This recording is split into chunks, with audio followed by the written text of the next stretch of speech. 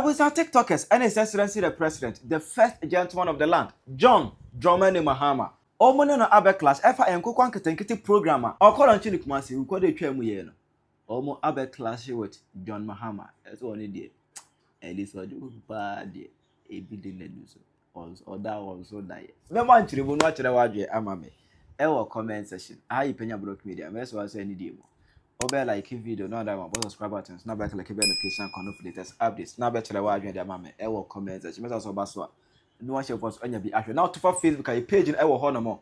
Penyah block media link in your pen e wo comment section. This particular video in comment section. But link in so. They be follow page in e wo Facebook. They am build a family no together. Any day ma be follow here. It just take less than 30 seconds. Obo link in so comment section. E be Facebook na ma. No abos we follow ya no asaba. No be to video no so.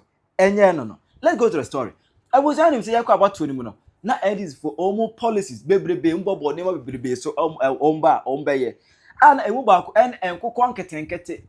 Yes, omba ma Ghana ha no ye be rare. You know, foul. Yes, ye be yan Nkoko. Sera be ya o man no be nya Nkoko e wo ha no mo. Na nka ye nkra Nkoko enfri amano ne edi omu aba Ghana ha no mo. I say na ebi mu just a nice initiative we just go there master emwa.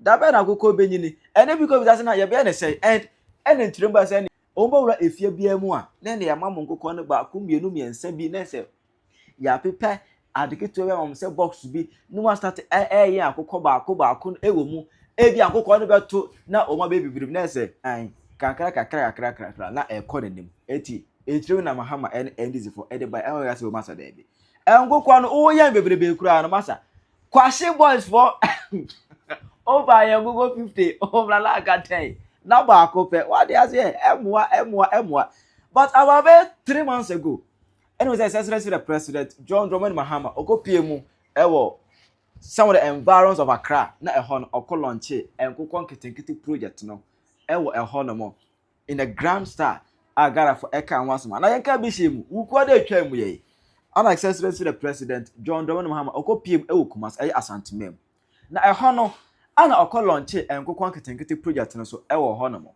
enti ha na ye se Nkoko nketenkete a ene ye de asobo forma ye sha se eno constituency bia ye yi nipa omo register no na obia benya Nkoko no eduonum na seni agric minister kan no enye Nkoko nketenkete no we ya tete omo ya ma omo vaccination be ye bosome asan ye de ma nipa no enti oje Nkoko no a echese na wotwe ennan enyi edru na wotwe nnan ne hwe enye den te se nketwa no enti oje Nkoko 50 na yedi ne duano nso beka wo ho ene bibia ehia se wo de be hwe Nkoko no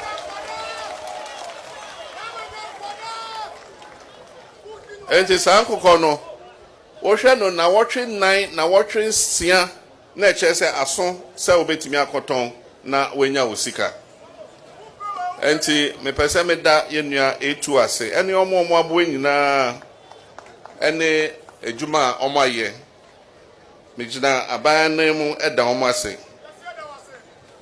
na asa ne ye hye dwuma di ase se ne minister kan no ya teste ewo mia dumiensa 13 districts ye register omo mbeje sa Nkoko no nipa 13,000 enne omo de omo anya omo fa so ewie enti ye yes na ehu se dwumedie no ebetimi aye enti na enne ya ba komase ye be bie dwuma na ma obia enti free nne obia o ye interested bia o de koje form no na fele ye be register o ne abre won Nkoko no ene ne duane na wetimi ahwe so.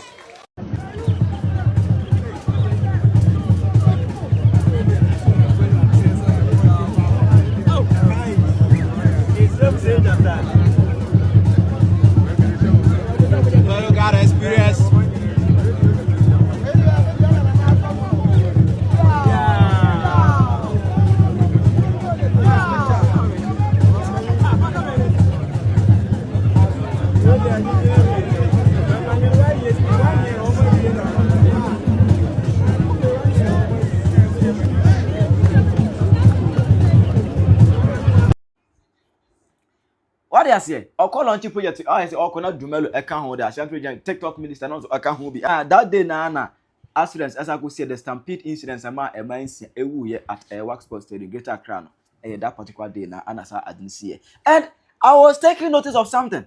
Okay, so who pay critical attention to the budget reading and hearing. Out of us in Ebo Sika ye twa to ho for Nkoko nketenkete no the year 2026 Sika ye twa to de be bon Nkoko nketenkete no ho bra no.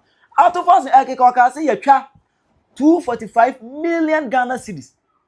When it comes to money allocation for policies, ye twa 245 million Ghana cedis for Nkoko nketenkete project in the year 2026. Next all cost it is kanimua 2.4 trillion. Na minim Nkoko 245 million Ghana cedis. It kano 2.5 trillion. Yedi say now without now could be the answer Ghana for no abe class what His Excellency the President John Mahama and NDC for no. Yo, Mr. President, John Mahama.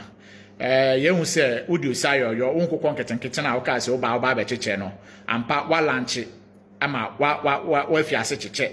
And yamu ferry, say more a side way 21st century, and yamu ferry, yemu binum near him say be our can a defer and I say, okay, a good require because me nimnienti at 21st century, Obeka Chemi cement to Abama, now oba be mam and coconqueting. Now ye be uncle conqueting kitchen, then ebe yamadachin chilima, and coconqueting ye develop your mind.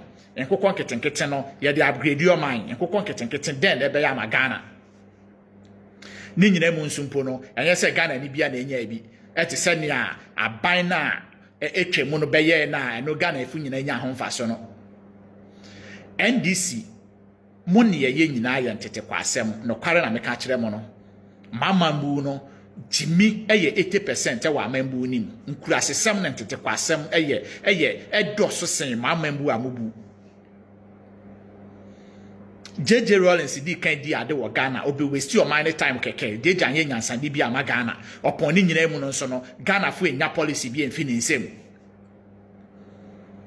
o mampani kufuo bai within 8 years kufuo na ba Ghana ansa na Ghana fo ebe hu se ye sa ye frɛ bibi se ambulance kufuo bai ambulance kra Ghana fo ni bi wo yare age we busuafo chata taxi anase wo peka na wode wakofa akwa ye se wode wokɔ kufuo ban no be set up ambulance services yama o man Ghana kufuo kofa bus se be go o man nim so that better transportation so we school ni na se wo kwa wo fro bus na e free in and out nyina free across the country o mo bia nya asade no ho mfa so kufuo the health insurance e break Ghana fu nyinara we Ghana ni nko ade a ukita health insurance your health insurance wo qualify ye ni bibia automatically wo qualify kwa your health insurance fa hospital free wo your bia ni ehare se obenyem ko hospital free ye behwe wa wo akwa won so e free kufuo be ye basic education free because abre no school fees na yan bi so na awofu bi nom entimi ntua na ye pam school fees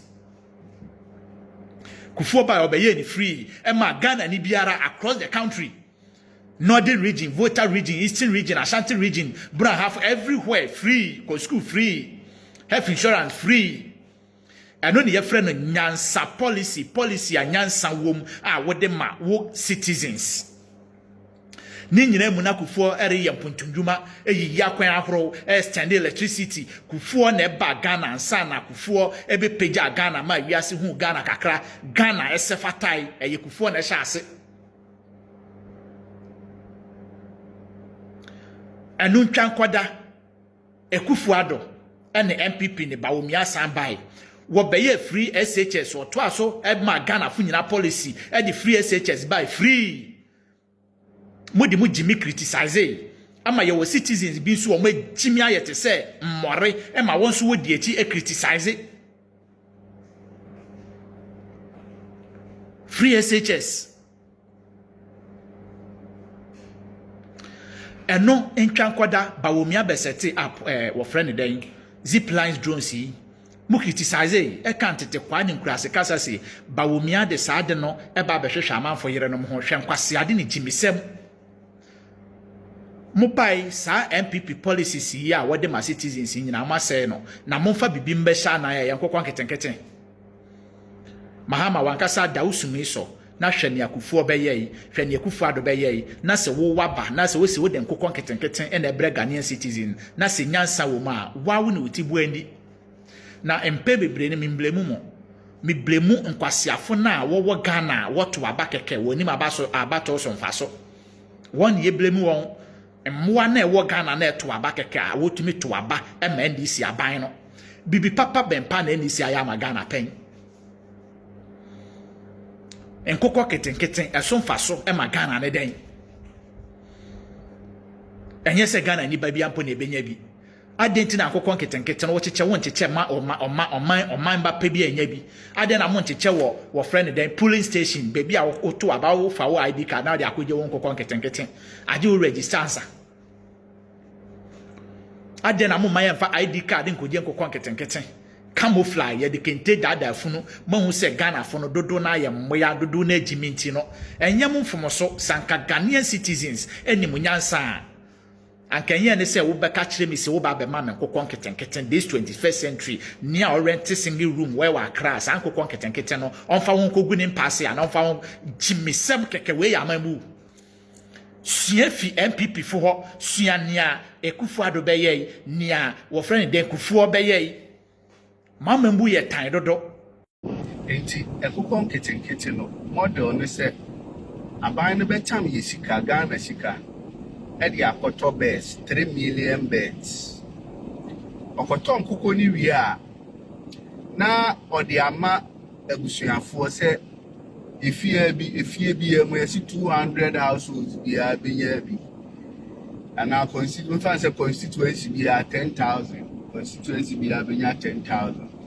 Enti se efie bu mu aban ne to nkoko ni wie na odi mame na meme aje nkokɔ na gu me fie na me mo maduane na me do ma gu nkokɔ buom na me mo maduane na me ye yi enti so munyi a na aban na asantam Ghana sika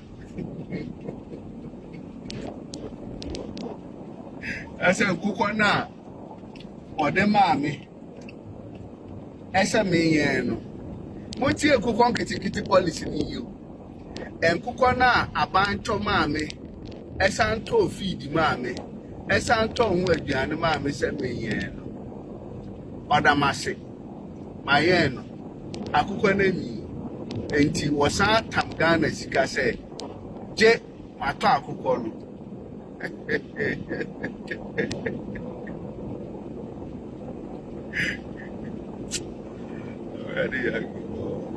already yeah, leaders of Africa, African leaders, you need to understand where the world is going. You see, you need to truly understand where our world is going. I will say the Renkwalana Omuko training, you know, Gen Z for now Omuko training. Look at how they were addressing the leaders. But Omuko have video nibi. The guys sankwala no omunti say yen mu ayeye yi nu wo mo ka wo madwen papa wo mo kasa nti nkwala no a yenya wo this time no we are not going to pander to we a penny we say we a tell yen dia yen beji atum sa no omo no emfa omo hu kura we hwan yo we ade na anyo mo fe na anyo mo da mo be ka wo madwen a kire mo enti empenifo na aba no esa mo hwe se the times or policies are what the beba no be reflecting the times I want. Your policies must be reflective of the needs, the expectation of our time. Ye tam Ghana sika 245 million Ghana cedis. Say ye de koton nkokɔ ye de koto se duro ye de koton nkokɔ aduane e de abre omo a ye de nkokɔ nketenkete ne be ma om na so omo hwe nkokɔ no na nkokɔ ni nyiri wi a ya san atam Ghana sika ese ye nyi nkokɔ na ye de ma mo nyini dia mo nye ne ato afiri wo. What is this? What is this? There is a thriving poultry industry in Ghana, thriving one at that. And Crawford work for a year to pine. A do more mutimi year money tap high and Nkoko. What you see? There are existing poultry farmers. And they are going through it. They are going through serious financial, logistical challenge. Now, policy way, what is the essence? What is the essence? So, I buy say or decide say, I'm going to regulate importation of poultry. The government can use the state powers to regulate that. We don't need to invest 245 million to say, they buy Nkoko because we want to promote. Now, sir, I mean, I don't get it. I don't get it.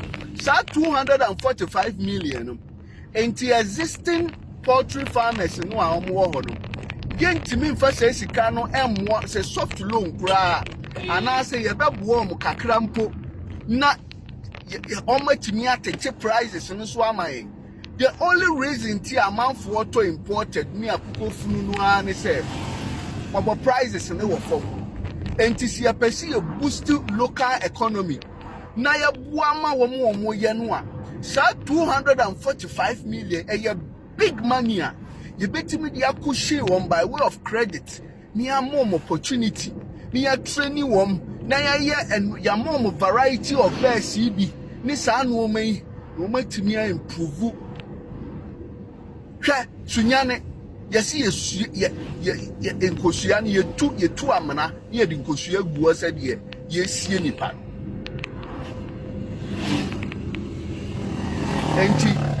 Policy makers, let's rethink.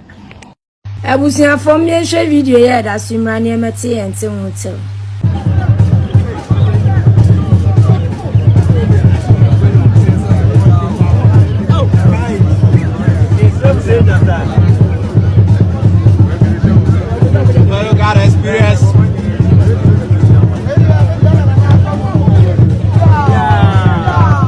Yera John Mahama wa belanche to Nkoko nketenkete ewo Kumasi ya.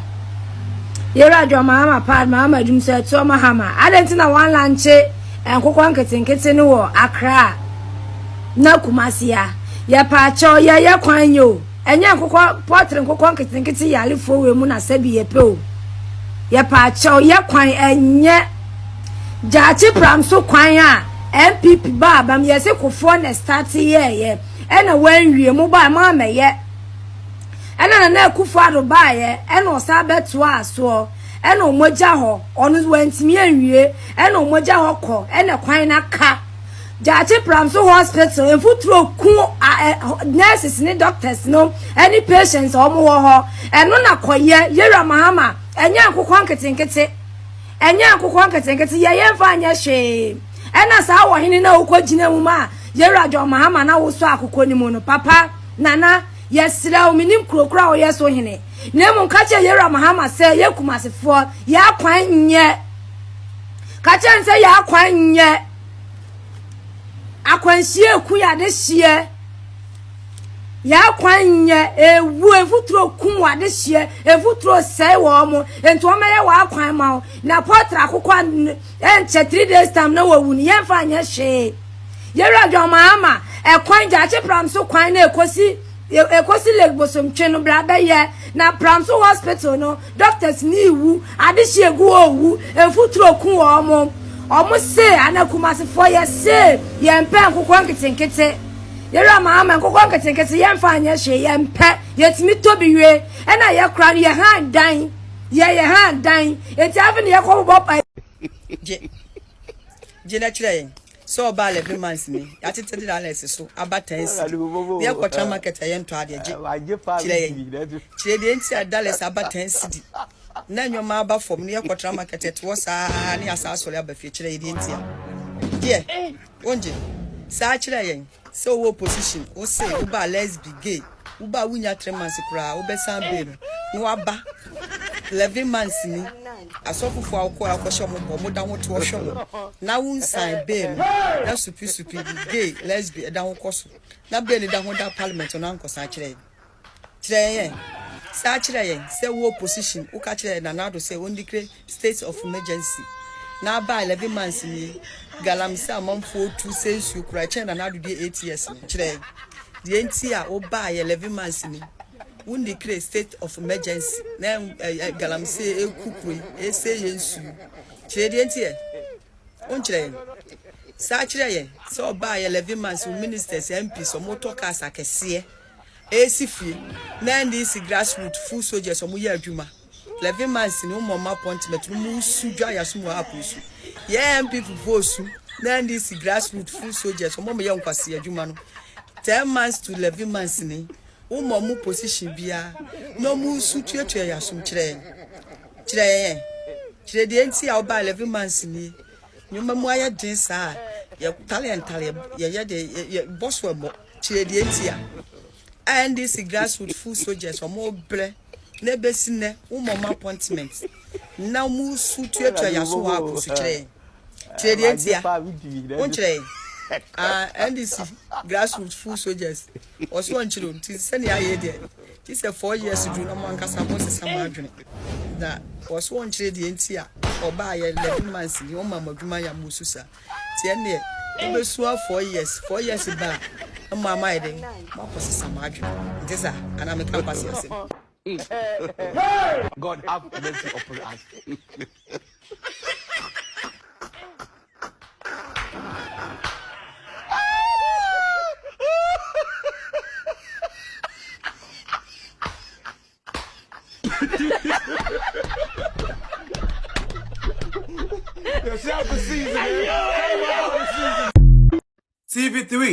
TV3 on intro propaganda ni atro any nyansa munimunti one mistake amaye saying scenes from Kumasi Jubilee Park where President Nkoko is expected to launch Nkoko nketenkete program.